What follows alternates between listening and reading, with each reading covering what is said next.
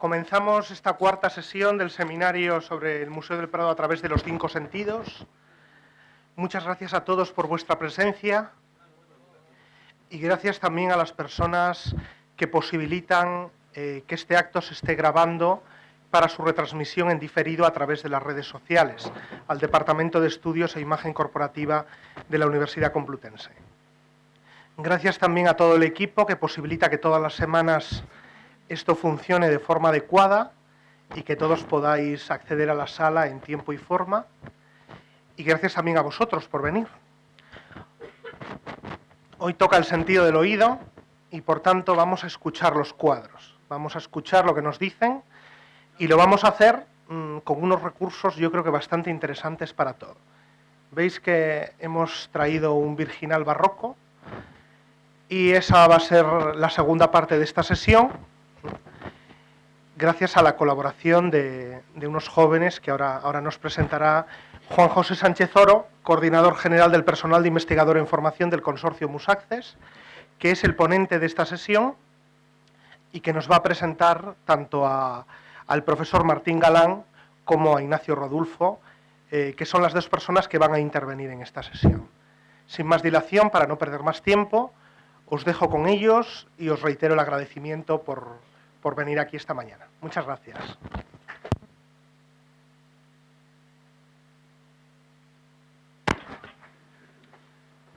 Bueno, muchas gracias por asistir de nuevo. Bien, hoy vamos a tratar el tema del oído. Quizás a la hora de tratar el oído podemos abarcarlo desde una perspectiva multidisciplinar, podríamos hablar de su anatomía, de cómo funciona esto de que el sonido pase y se transforme en información. Podríamos tratar de hablar también cómo esa información se transforma en sentimientos o evoca en recuerdos. Y claro, partiendo de esta línea, nos lleva a preguntarnos si de alguna manera este sentido nos permitiría conocer de una forma más profunda una obra de arte. Este es el tema que vamos a tratar. Y esto, evidentemente, necesariamente lleva a una pregunta, y es, ¿cómo suena un cuadro? ¿Qué información podemos tener de un cuadro para que podamos experimentarlo con el oído? Bien, para intentar acercarnos a este tipo de preguntas, o intentar buscar la respuesta a este tipo de preguntas, contamos con la colaboración, como ya ha dicho mi compañero Ángel, de, en primer lugar, el profesor Manolo Martín Galán, que es profesor titular de esta casa, del Departamento de Historia Moderna. Además, es especialista en...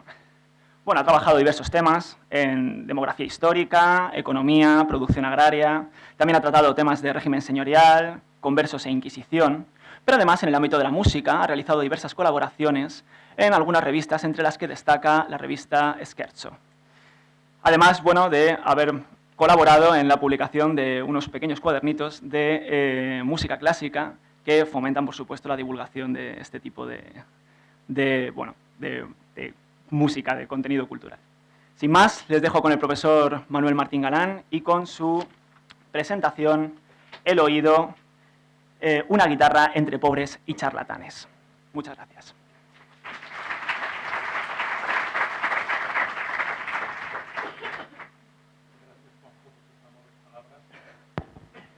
Sí, gracias Juanjo por tus amables palabras, gracias a Musaccess, a Ángel Pazos, a José María Salvador, a todos los que han hecho posible esta reunión y este seminario. Y antes de nada, dos cosas. No sé por qué estoy aquí. Ciertamente soy aficionado, ni siquiera me atrevo a llamarme melómano, soy aficionado a la música. En mis tareas docentes suelo incorporar todo lo que puedo, imágenes, pero no soy experto en historia del arte y creo que no voy a hacer sonar los cuadros, como ha dicho Juanjo. Voy a tratar de reflexionar un poco sobre la iconografía y el sentido social de la música.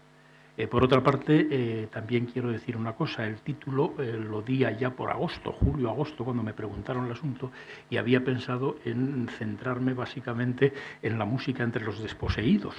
Luego las cosas han cambiado, pero el título no ha variado. En cualquier caso, encaja perfectamente con ese espléndido cuadro de Francesco Sasso, al que luego me referiré con un poquito más de detalle. Dice el diccionario de la Real Academia Española que el oído es el sentido corporal que permite percibir los sonidos. Es tan inmensamente larga la lista de los sonidos que la naturaleza, los animales o el hombre, bien mediante sus cuerdas vocales, bien como consecuencia de su actividad en todos los órdenes, puede producir, que su sola enumeración resultaría imposible.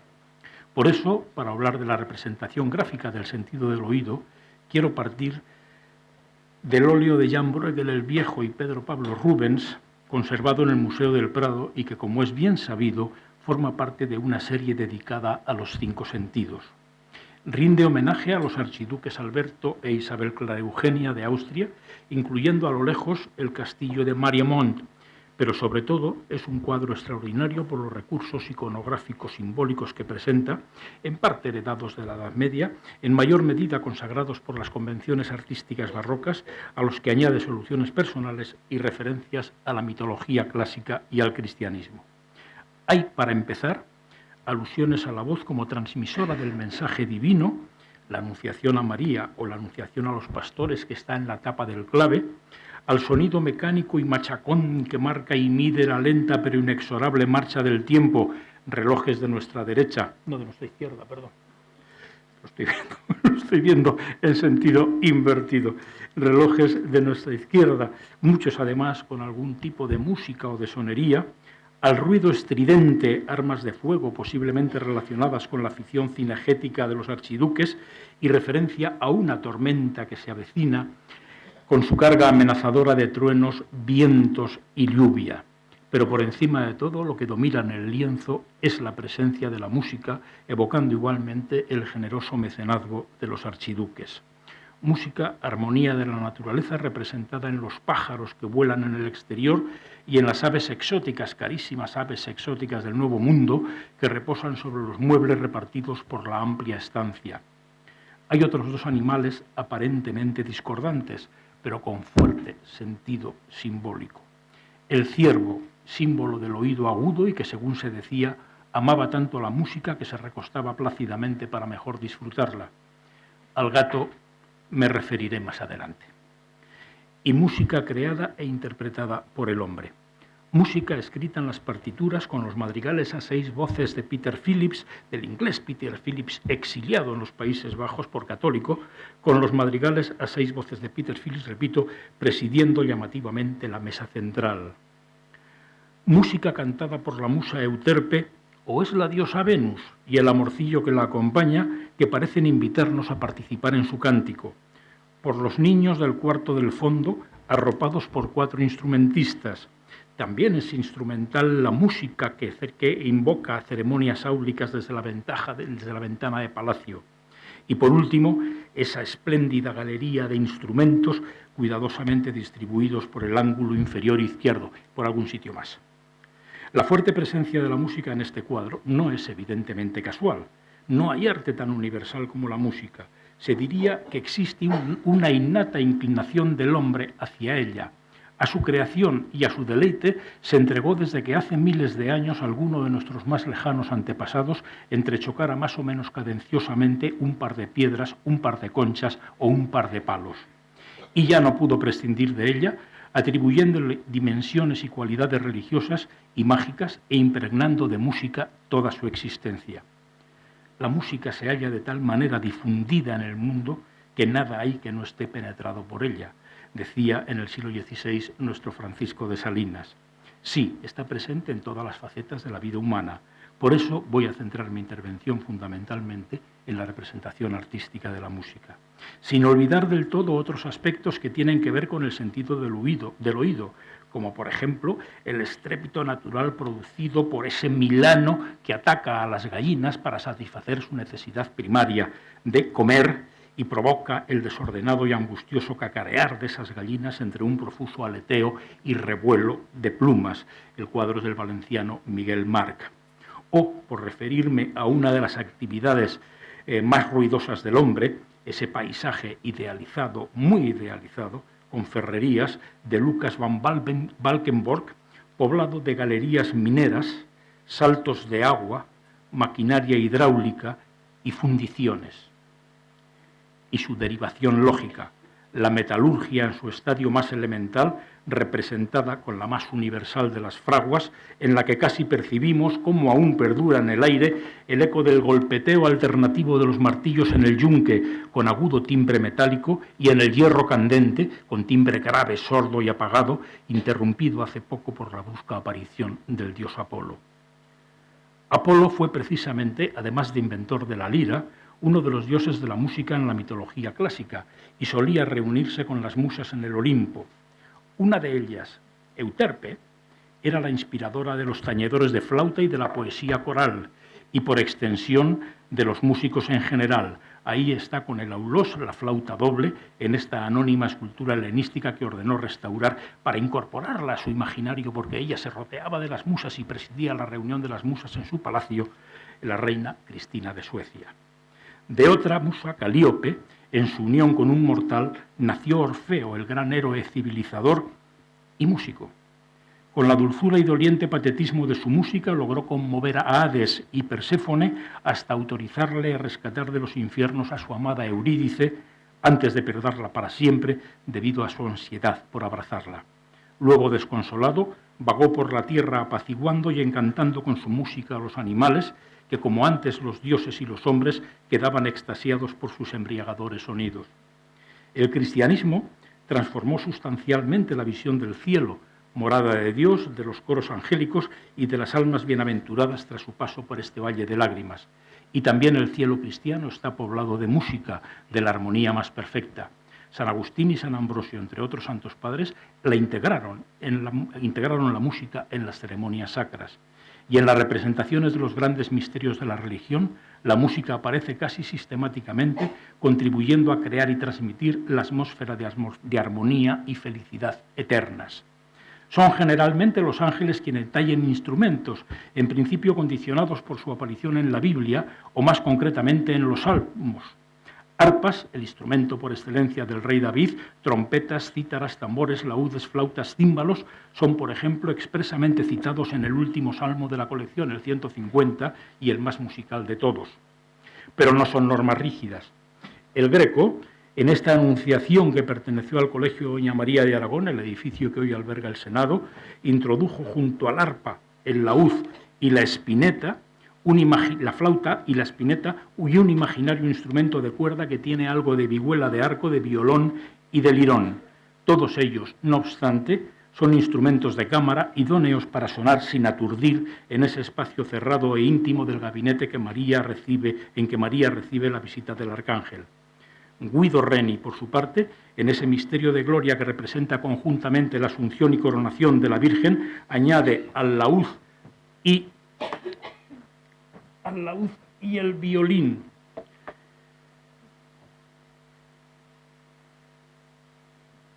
un sacabuche y dos órganos de realejo. El noble y majestuoso órgano del que se decía haber sido inventado por Santa Cecilia es sin duda el instrumento eclesiástico por excelencia. Estaba presente en todos los templos cristianos de cierta importancia, católicos y protestantes, menos en los calvinistas. Lo vemos, por ejemplo, en ese interior de iglesia flamenca de Pieter Nives, que tiene la virtud añadida de recordarnos que las celebraciones de la misa se llevaban a cabo en un ambiente generalizado de bisbiseos y murmullos, de rezos particulares a media voz, no entendían el latín, de peticiones de limosna, de conversaciones y tratos no siempre piadosos. Incluso era frecuente la presencia de animales domésticos que en casi todas las catedrales un empleado específico, el perrero, se encargaba de ahuyentar. Y de los templos salían, a cualquier hora del día o de la noche, sacerdotes con un pequeño séquito de acólitos y acompañantes para administrar la comunión a los moribundos, el viático. Una campanilla avisaba a los viandantes de que se acercaba el Santísimo pidiendo actitudes de recogimiento a su paso. Aun conservando la modestia del séquito, la evidente distinta solemnidad que revisten las dos que vemos en la imagen puede estar relacionada con la importancia del templo o con la categoría social del moribundo.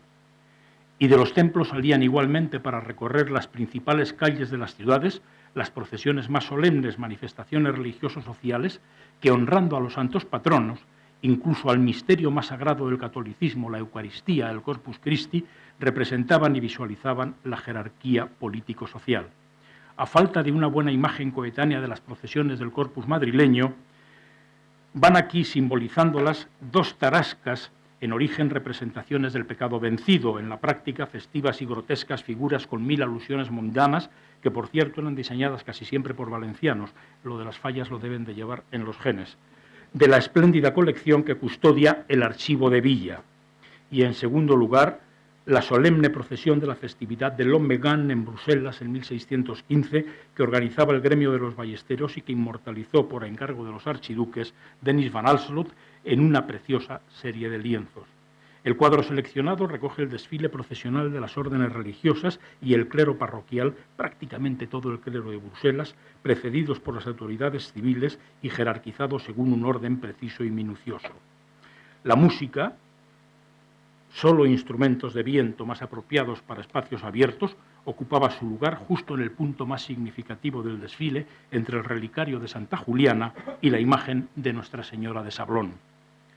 La integración de los templos y sus sonidos, su música, en la vida cotidiana iba mucho más allá. La soberbia vista de Zaragoza que el príncipe Baltasar Carlos encargó a Juan Bautista Martínez del Mazo, el yerno de Velázquez, pone ante nuestros ojos el perfil de una ciudad de la época preindustrial.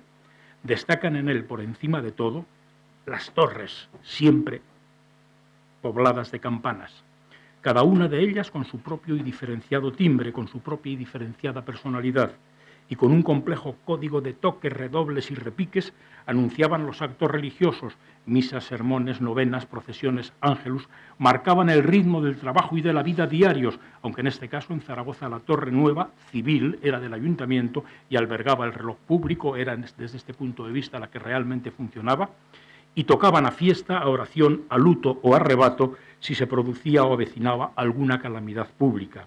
En el mundo rural, me voy con las imágenes al siglo XIX, con esas acuarelas de juventud de Martín Rico, el solitario campanario de cada pueblo dominaba absolutamente, junto con la marcha de los astros, la medida del tiempo y añadía alguna función más. Espantar nubes y hasta plagas de langosta que ponían en peligro las cosechas, por ejemplo. Y en las largas noches de invierno, cuando la nieve desfiguraba el paisaje imposibilitando la orientación y el espeso silencio era solo cortado por alguna ráfaga de gélido viento, los extraviados caminantes hallaban su tabla de salvación en el repicar de una campana tañida ex profeso con ese fin. La música estaba, por supuesto, presente en la corte. Algunos monarcas y miembros de familias reales lo practicaban personalmente, pero sobre todo acompañaba casi todo el ritual cortesano. Debemos reconocer que en la gran escena de Van Loo, emplazada, por cierto, en un majestuoso salón imaginario, la tribuna musical es mero elemento decorativo y simbólico, con los músicos apelotonados y embutidos en un espacio mínimo. Tiemblo al pensar cómo estarían los del bajo continuo. Ni los monarcas ni sus hijos, por lo demás, parecen interesados en las notas musicales, pero esto era algo que ocurría con frecuencia en los salones reales y aristocráticos.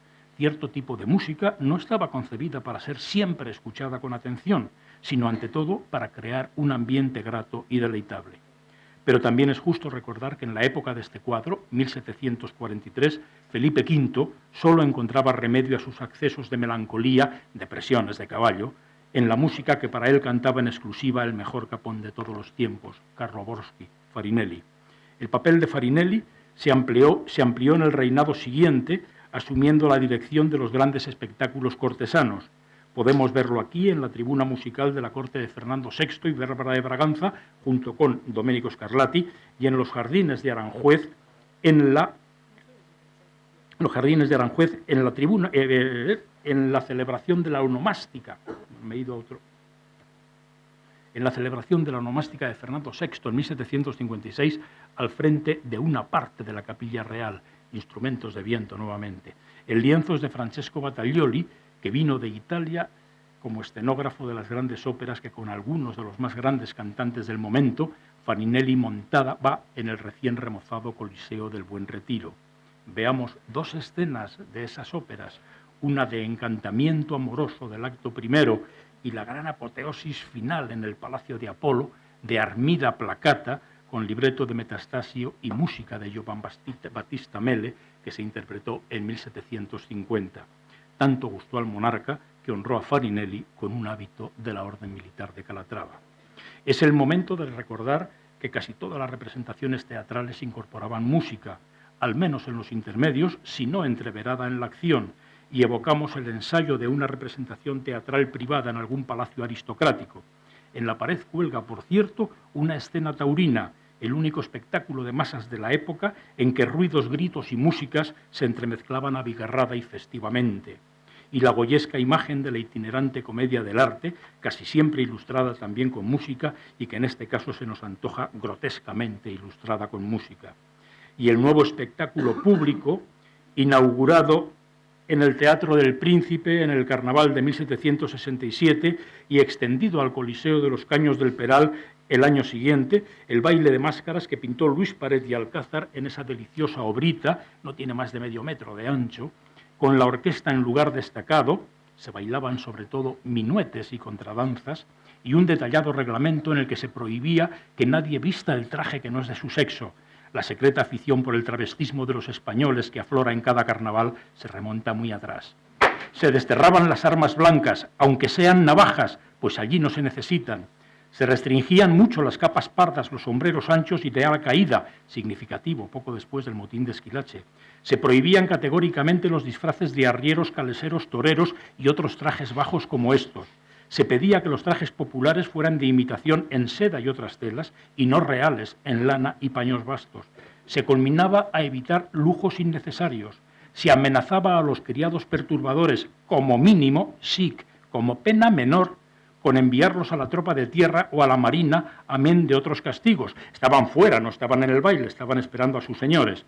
Y se trataba de regular hasta el tipo de conversaciones, no fuera que la fugaz y fingida igualdad provocada por las máscaras hiciera olvidar a algunos, cito textualmente, que había clases inferiores a otras.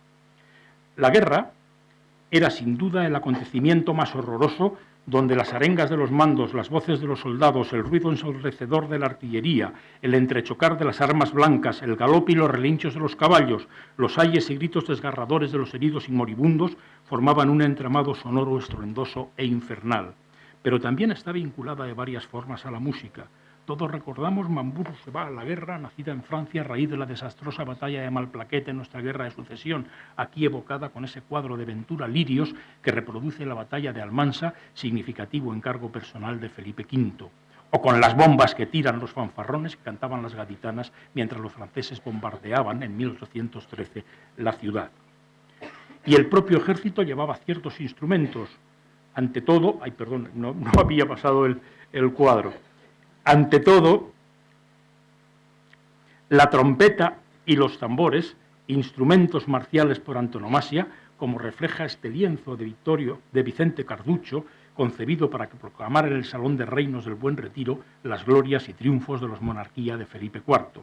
O este otro de David Teniers el Joven, cuyo primer plano es una auténtica naturaleza muerta de pertrechos militares, entre los que no faltan, claro está, los susodichos trompeta y tambor.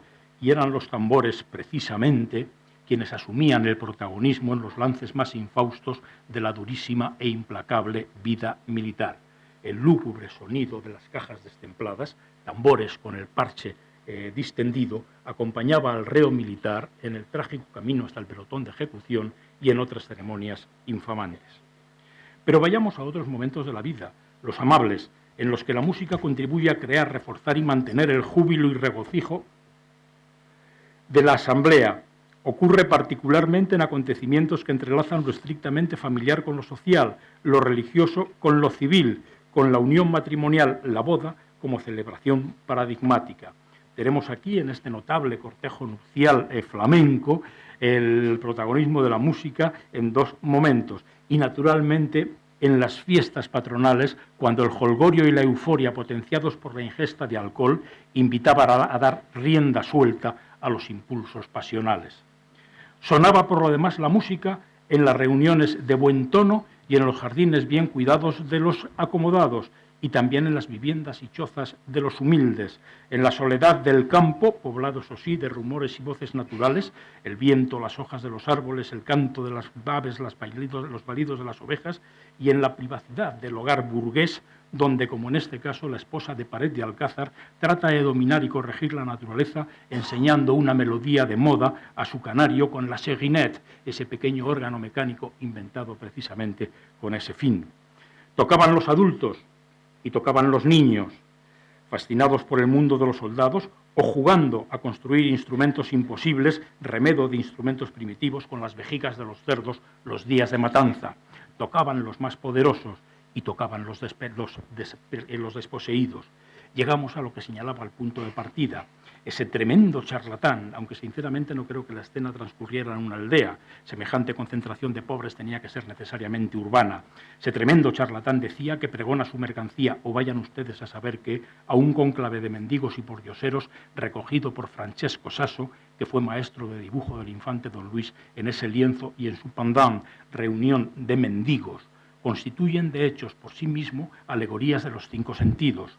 La vista representada en esa mujer que contempla la escena principal desde el segundo plano, el gusto en el mendigo de la derecha que engulle con ansia el bodrio de su escudilla, el olfato en el inmundo olor que desprendían esos cuerpos cubiertos de harapos, el tacto en el continuo rascarse por las picaduras de los parásitos que les acompañaban, y el oído. Ahí tenemos a nuestro charlatán, tan pobre como su audiencia, y sobre todo a nuestro ciego y sordo o medio sordo, utilizando la trompetilla para entender algo de lo que pregona el otro protagonista, que debe ser muy agradable porque su rostro refleja felicidad.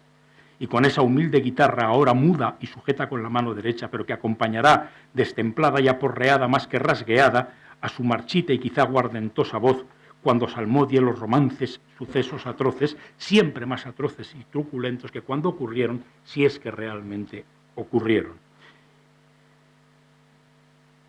Como está haciendo también, junto a un lazarillo con cara de pícaro, en el cartón de Goya, ese otro ciego ante una audiencia que le escucha entre displicente y ávida, porque muchos de ellos analfabetos, solo mediante transmisión oral accedían a las noticias.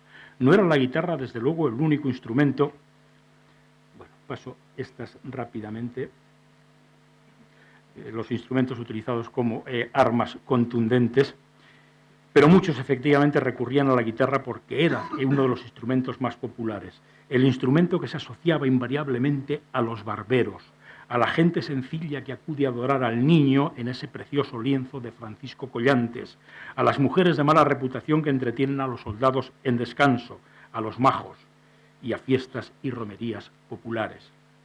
La música, por otra parte, se utilizó para sugerir refinados ambientes de erotismo, o se trata más bien de sugerencias neoplatónicas, lo que plasmó Tiziano, refinamiento e intelectualidad en cualquier caso.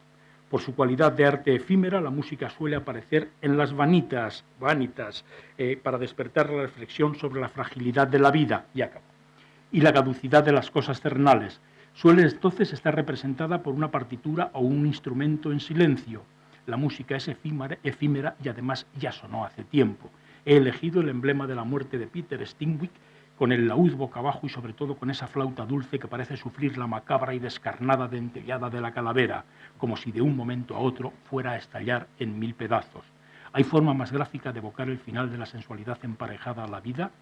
Y también en la pintura se utilizó la música como metáfora del pecado, con reflejos moralistas.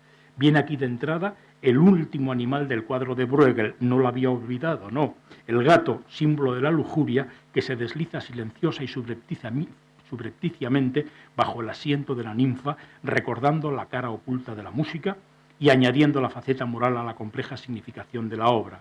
Pero quien más brutalmente identifica la música con el pecado es, sin duda, el Bosco, que corona el carro de Leno, símbolo del pecado y el vicio al que los humanos de todos los grupos sociales quieren aferrarse, por una acomodada pareja que, arrullada por la música, se divierte despreocupada mientras sus criados se abandonan a los excesos carnales, entre la desesperación del ángel que eleva su mirada a Cristo y la maliciosa complacencia del diablo que hace sonar su espectral trompeta.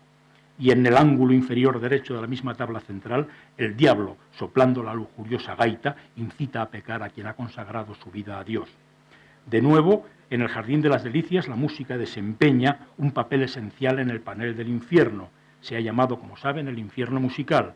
Destaca esa vaina transformada en gaita rosa, lujuria hasta en el color, en torno a la que los diablos danzan con las almas condenadas en rueda infernal, y esos instrumentos asociados a la música celestial, el arpa y el laúd, o a los mendigos, la zanfoña, entre otros, se transforman en salvaje instrumento de tormento de las desdichadas almas humanas. Y música impreso sobre unos glúteos entonan los condenados con gesto lastimero. No sé, por cierto, si han sentido alguna vez curiosidad por saber cómo suenan esas notas. Hace casi 40 años, aunque hace 4 días dijeron que un americano había descubierto y lo había grabado, hace 40 años Gregorio Paniagua lo grabó. Con ello quiero terminar precisamente mi intervención.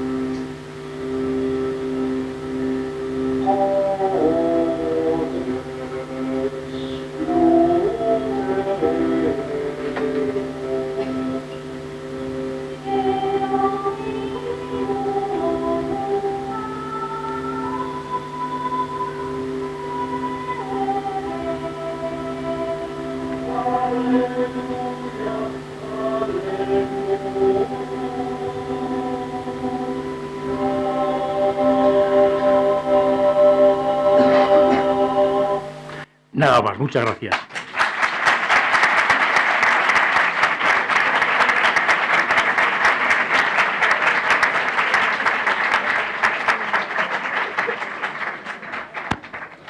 Muchísimas gracias, Manuel, por esta magnífica conferencia y gracias también por ceñirte al tiempo tan perfectamente.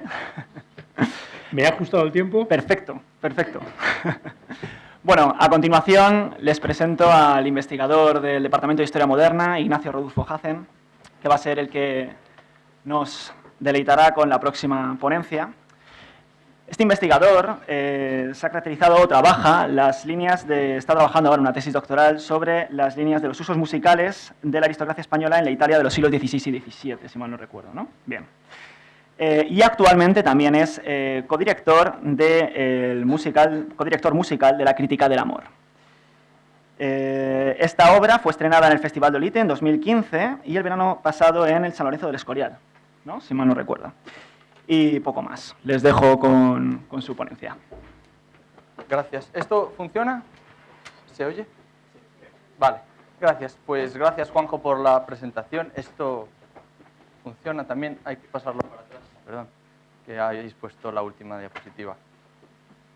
Estamos viéndolo hacia atrás. Bueno, gracias, Juanjo. Gracias a Ángel Pazos y a José María Salvador por la invitación a este seminario. Y gracias especialmente a la productora Fortefano Fit por cedernos este maravilloso virginal construido por Rafael Marijuán. Y a mis amigos Adrián Díaz Rodríguez, Pablo Sanz Vidal y Patricia Rodríguez Alvarado, que se han prestado a venir a cantar aquí conmigo. Y gracias a todos por vuestra atención. ¿Por qué vamos a hablar de Felipe IV, músico, en un seminario dedicado al Museo del Prado? Bueno, yo como el profesor Martín Galán tampoco voy a hacer escuchar los cuadros porque creo que esto no se puede hacer, menos con Velázquez, que es el pintor de la pura visualidad y que pintó lo que solo se podía pintar. Creo que tenemos que ser conscientes de nuestros límites para empezar a hablar de problemas reales y no podemos escuchar los cuadros. Podemos sí escuchar la vida y la pintura fue el único arte que hizo Velázquez y solo se puede ver a Velázquez, es imposible escuchar a Velázquez, pero sí podemos escuchar cosas relacionadas con la vida de Velázquez y que están en la historia, pues que la historia es vida. Y bien, la vida de Velázquez, sus contornos se dedujeron a Sevilla, donde nació, a Madrid, a la corte y a varias ciudades de Italia. Pero fue la segunda ciudad, la corte, de vida mucho más angosta y más pequeña en todos los sentidos, la vida donde se desarrolló la vida de Velázquez. ¿Por qué? La respuesta es Felipe IV. Por Felipe IV conocemos a Velázquez y por Velázquez conocemos a Felipe IV. Velázquez fue un extraordinario salvador de su mundo y en su mundo podemos escuchar muchas cosas interesantes que nos permiten conocer el mismo mundo que está representado en sus cuadros. Bien, Felipe IV fue el amigo, el rey y el mecenas de Velázquez. Como amigo compartieron el tiempo, fueron de la misma generación, la generación de 1600-1605, y compartieron prácticamente toda su vida con pocos años de diferencia. Compartieron también el lugar, básicamente, como decía, Madrid, las estancias del Alcázar, el Palacio del Buen Retiro, el Monte del Pardo, y sobre todo compartieron el profundo amor al arte. Como rey, Felipe IV encarnó casi todos los anhelos de su tiempo y es la figura más eminente de su tiempo y la más representativa de sus ideales y también de sus problemas y de sus desgracias. Y, por tanto, Velázquez se sentía, desde luego, identificado en muchos sentidos con su señor. Como mecenas, Felipe IV fue el artífice de Velázquez y fue el artífice de un glorioso mecenazgo del que solo Velázquez es una parte, la parte más gloriosa, pero que es un mecenazgo que también, por supuesto, se extiende a la música. La vida, como decía al principio, es el medio óptimo para entender una época, y si hay una vida que resuma toda la obra de Velázquez, si destilamos algo del conjunto de los cuadros de Velázquez, sacamos la vida de Felipe IV. Vida denostada por mucho tiempo. Hay una manía digna de estudio en los hombres que es el vejar a los hombres más eminentes de su pasado, y pocos ejemplos tan claros como el de Felipe IV, que ha sido vejado durante décadas en películas, en novelas de baja categoría y en toda serie de representaciones que nos lo han presentado de manera muy poco gloriosa. Y es digno de mención que si algo ha recuperado a Velázquez, si algo ha traído a los historiadores como John Eliot, como José Alcalá Zamora, como Luis Díez del Corral y tantos otros que sí han recuperado la figura de Felipe IV, ha sido porque se lo han encontrado representado por Velázquez. Velázquez salva a su mundo y salva muy singularmente a Felipe IV. La vida de Felipe IV es un buen medio para entender su época, desde luego, y muy especialmente la vida de Velázquez y los cuadros de Velázquez, porque además es una vida plagada, gracias a que fue un gran mecenas, de obras de arte. Conocido es que Felipe IV tomó los pinceles. Julián Gallego nos explicó cómo Felipe IV pintaba en sus ratos libres, fue alumno de Maíno, pero poca conocida es su afición a la música y su práctica de la música. Felipe IV en su juventud empezó a cultivar la música por la educación que le dio su padre, Felipe III, que también era músico, fue cantante, fue instrumentista y fue un extraordinario bailarín. Felipe IV se crió con los músicos de su padre, se crió con Mateo Alemán, quien le enseñó, Mateo Romero, perdón, Mateo Alemán es el novelista, con Mateo Romero, que le enseñó música, con Filippo Piccinini,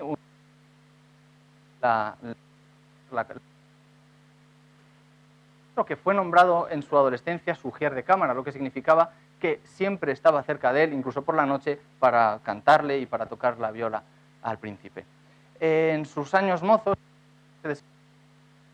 creó un grupo de música con sus hermanos, el infante don Fernando, también representado por Velázquez, y el infante don Carlos, muy parecido a Felipe IV y a veces confundido con él en otro cuadro de Velázquez. Juntos tocaban música, seguramente en el ala sur del Alcázar de Madrid, casi todas las tardes tocaban música acompañados con los músicos de la corte, a los que muy pronto se añadió un violista inglés, Henry Butler, un católico también huido del séquito del príncipe de Gales que vino a visitar Madrid para intentar casarse con la infanta. En el sur del Alcázar, donde se reunía este grupo de música, custodiaba Felipe IV su biblioteca en general y, por supuesto, su biblioteca musical, que gracias a un inventario estudiado por Fernando, todavía observados, que utilizaban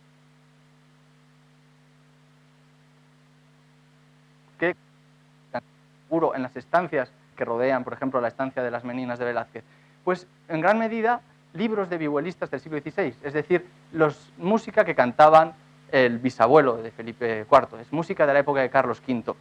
Un músico belga muy famoso, Hebert, explicó cómo la música de los vihuelistas españoles del siglo XVI es el precedente más claro de la ópera, en tanto que melodía de una sola persona cantando acompañada, con todo lo que supone esto para la expresión de los sentimientos. Este es el repertorio español del siglo XVI, el repertorio que cantaba Felipe IV y sus hermanos con absoluta certeza, y es un repertorio sobre todo de romances castellanos, de letras castellanas, también de sonetos de Petrarca, acompañados de varios instrumentos de cuerda pulsada. Vamos a aquí interpretar con Pablo Sanz Vidal y con Patricia García Alvarado una de estas piezas que aparecen en uno de los libros que cantaba Felipe IV, una de estas piezas que sonó seguramente en el día del cierzo del Alcázar, y que da lugar a hablar también de la relación que hay entre la pintura y la música del Siglo de Oro. Igual que Velázquez intenta disimular ser pintor, porque quiere ser ante todo caballero y es pintor, la música de los músicos del Siglo de Oro también tienden a la anonimia, a no presentarse como tales, a ser primero caballeros y más tarde músicos. Y esto repercute en el tipo de obra. Igual que Velázquez parece que se ha quedado tirado en el suelo con cierto desdén por todas las tareas manuales, esto también sucede en la música. Y la música de este siglo, del siglo XVI y el XVII, tiene este carácter casi aristocrático del arte y de todo lo material, de modo que las piezas son muy sencillas y no tienen grandes complicaciones formales. Por otro lado, tanto la música del Siglo de Oro responden a lo que Ramón Menéndez Pidal llamó el pragmatismo del arte español, que en otras palabras es el arte entregado a la vida. Si Velázquez es el pintor del aire y del instante y de aquello que solo se puede pintar, la música que vamos a cantar ahora dedica la mayoría de los versos al movimiento de los álamos cuando los menea al aire. Vamos a tocar la pieza y vamos a intentar imaginar cómo sonaba esta pieza en la galería, donde caía toda el mismo tarde y, en fin, lo que sentían los infantes en este único momento que tenían a abrir sus corazones y cantar. Vamos con ello. No, eso más tarde. ¿Están todos los micrófonos conectados?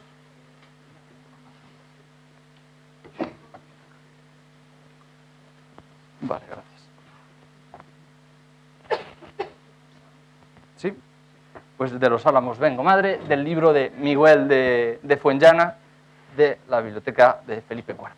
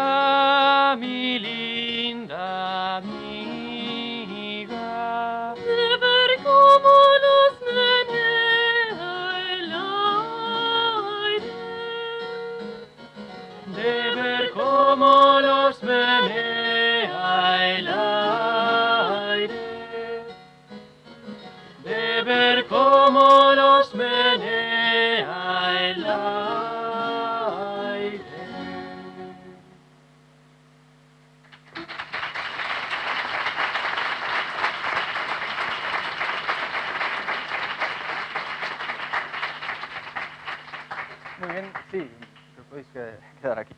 ¿Se oye esto, verdad? Bien. La imagen de Felipe IV como músico fue muy difundida en los años 20 y 30, se empezó a saber por toda la corte, también en el y el conde duque de Olivares intentaba impulsar en esta época una vigorosa política de renovación de la monarquía. Esta imagen del príncipe artista, un símbolo que le aguarda un futuro muy esperanzador. Tanta fue la fama de la práctica musical de Felipe IV que muchos músicos acudieron a su corte a encontrarle y algunas embajadas de príncipes, especialmente de Portugal, que ya conspiraba el duque Juan de Braganza contra la monarquía hispánica, delegaron la legación diplomática en músicos porque se trataban especialmente bien con Felipe IV. No solo se dio Felipe IV a la práctica musical de estas piezas, sino que se aventuró a la composición de muchas piezas, al parecer, hoy perdidas por el recurrente incendio del Alcázar, en el que lo hemos perdido casi todos quienes en el siglo XVII se encuentran con el incendio del Alcázar siempre. Allí se perdieron las composiciones de Felipe IV, que también, según lo que sabemos por Lázaro Díaz del Valle, de Velázquez, dirigía su propia capilla musical en misa y fuera de ella, simbolizando al rey David, que rige también su capilla como su monarquía. No se conservan muchas piezas de Felipe IV, se conserva una en la Biblioteca Nacional de Cataluña, en el Cancionero de Verdú, hay una pieza firmada por Felipe IV. La música lo es seguramente porque, como casi todo en esta época, es anónimo. Cuando era joven, que es el estilo de la generación de Lope de Vega, de Góngora,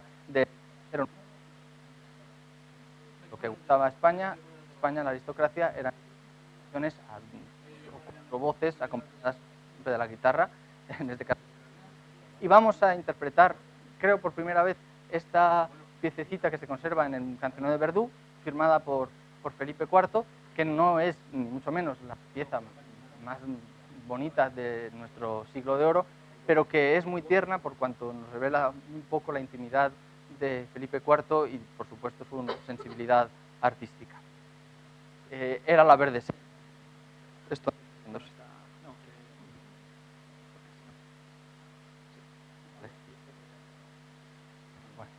pues la pieza se llama Era la verde selva y se conserva esto en un cancionero que está en la Biblioteca Nacional de Cataluña.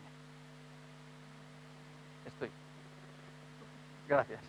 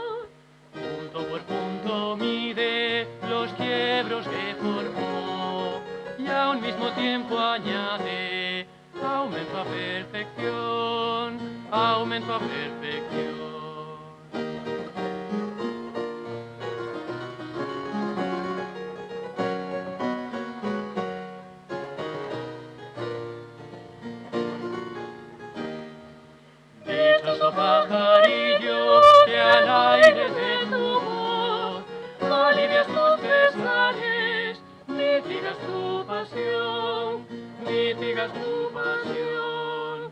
Hay quien cantando ignora, alivia en su pasión, que como amor es fuego, se aumenta con la voz, se aumenta con la voz.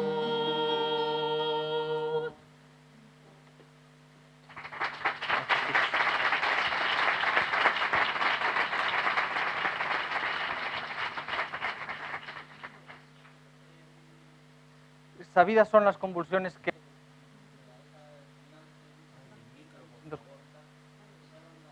Europa y muy la monarquía católica, la guerra de los 30 años, una beligerancia militar en Europa, historia,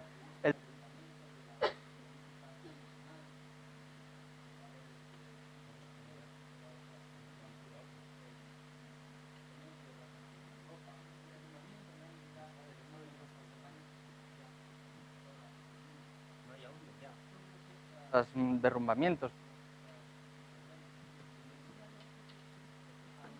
Crudamente, IV, también de sus cortesanos, por supuesto, Velázquez sufrió todo esto, porque además Felipe IV perdió a su mujer y a su hijo con muy poco tiempo de diferencia en esta misma década de 1640. Rebelaron Cataluña y Portugal y fueron tiempos realmente difíciles. Durante esta segunda etapa del reinado de Felipe IV, en el que envejeció de forma prematura y sufrió una depresión severa, su práctica musical quedó oculta. Si siguió siendo músico, lo fue de forma velada y no fue, desde luego, cosa pública. Sin embargo, nunca la relación entre la monarquía y la música fue tan fuerte en ningún estado ni en ninguna época como en la segunda mitad del siglo XVII, en la segunda mitad del reinado de Felipe IV. ¿Por qué? Cuando la monarquía de Felipe IV en los años 50 del siglo XVII comenzó de nuevo a intentar regenerarse y a intentar reforzar su poder en todo su amplio territorio europeo, el medio para festejar este resurgimiento de la monarquía fue la extensión de la ópera a grandes partes de Europa. En años muy parecidos, años muy cercanos a de este retrato, 1650 en Bruselas, 1651 en Nápoles, llegan óperas llevadas por virreyes españoles a órdenes de Felipe IV. La imagen del resurgimiento de la monarquía se lleva a cabo a través de la ópera, de música italiana, por supuesto, y de verso calderoniano. Fue un nuevo tipo de espectáculo que se ensayó en el Real Coliseo del Buen Retiro de Madrid y que se extendió a toda Europa en forma de ópera en esta década de 1650 gracias a la política exterior de Felipe IV. Por otro lado, Stradling en su biografía de Felipe IV se pregunta cómo en estos años finales del reinado en el que todo se había venido abajo, en el que muchos habían muerto, en el que había pocas esperanzas para la monarquía, que resistía con todo, el rey jamás perdió su esperanza ni su fe. Se ve esto en la documentación. La fe era lo que sostenía la monarquía católica y ahí ha de buscarse que no flaquease en ningún momento, a pesar de todas las desgracias, la fuerza de la monarquía y de su titular Felipe IV. Esta fe fue, por supuesto, representada en muchas obras de arte con las que también se intentó animar al rey, pues los artistas de su corte eran desde luego sus amigos, conocían sus aflicciones y desde luego ayudaron también a la regeneración de la monarquía y de los ánimos en la corte todos estos artistas, entre ellos Velázquez, muy especialmente Calderón, el tercer miembro de esta generación. Felipe IV, Calderón y Velázquez explican muchas cosas desde luego en esta época. En 1653, un año después de este retrato, se estrena en Madrid Fortunas de Perseo y Andrómeda, uno de los primeros ensayos de ópera española, de la escuela española, con verso de Calderón y con música de Juan Hidalgo, el maestro de capilla de Felipe IV. La obra está plagada de alusiones al propio Felipe IV, a las dificultades que él encara. Él está personificado en Perseo, Fortunas de Perseo y Andrómeda, y no se le para de dar ánimos a lo largo de toda la obra. Sabemos por las cartas entre Felipe IV y Sor María de Águeda que el rey atravesó un momento muy duro. Dice el rey, si no mal recuerdo, una carta que no sé si es sueño o verdad lo que me atraviesa en este momento, porque la pérdida de la familia y la debacle de la monarquía en unos años le afectaban muy seriamente. Y vamos a interpretar un trozo de Fortunas de Perseo y Andrómeda, de la que se conserva la escenografía. Vamos a representar precisamente esta escena en la que Perseo, simbólicamente Felipe IV, está afligido por lo que tiene que hacer, que es una cosa muy difícil, enfrentarse a Medusa, y recurren a ayudarle Palas, que va a ser Patricia, y Pablo, que va a ser Mercurio, que también acude a ayudarle. Adrián va a recitar el verso que dice Perseo, y el estribillo de la escena dice: ama, espera y confía, porque no puede el que vence sin riesgo decir que vence. Esto, a estas alturas de reinado, es un buen testamento del reinado de Felipe IV y de que los hombres más brillantes de aquel tiempo, el mensaje que quisieron dar y cómo afrontaron las dificultades quizá más grandes que ha atravesado España en su historia. Ama, espera y confía, y por supuesto el gran florecimiento de las artes es un buen testamento y un buen resumen de la vida de Felipe IV. Vamos a interpretar esta escena. Y Juanjo, por favor, pasa las diapositivas con el texto para que la gente pueda seguirlo. Esperemos que se entiendan también las palabras.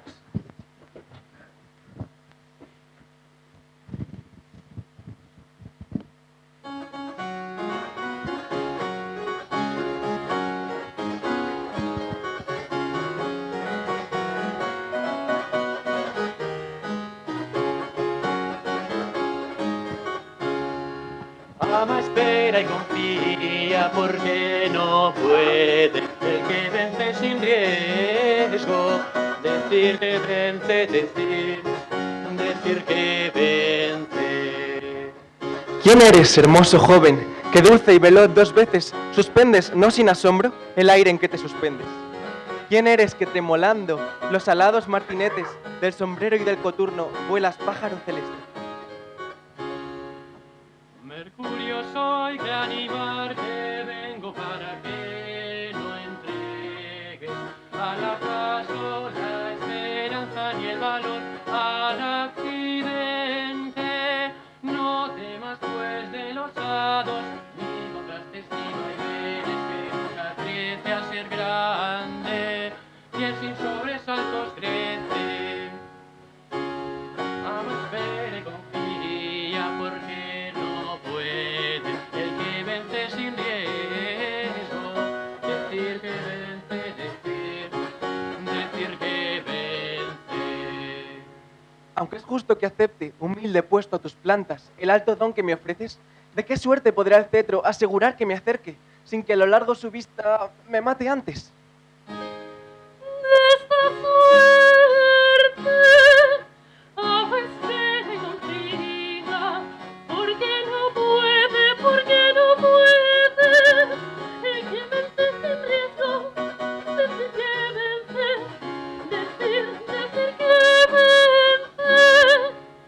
Yo que la deidad de Palas soy, a quien también concedo los triunfos, porque no suelo a Mercurio engrandece, a su don quiero añadirte este escudo transparente, que de cero y de bronce le dio fatiga el temple, exigencia